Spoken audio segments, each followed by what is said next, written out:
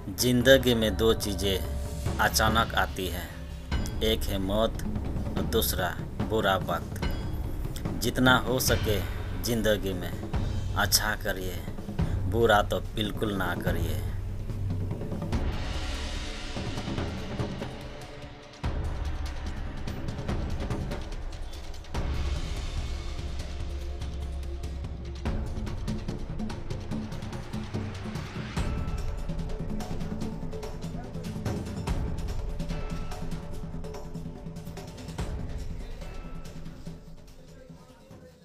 গুৱাহাটীৰ পৰা ধুবুৰীলৈ অভিমুখী বিয়া দৰা লৈ আহি আছোঁ, দৰা কইনালৈ লৈ আহি আছোঁ।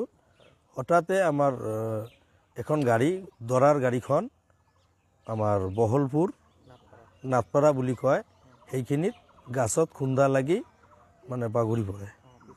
পিছত এজন নিহত হয়, বন্ধু বুলি কয়, নফিছা, ভাল নাম নফিছা ওৰফে বন্ধু।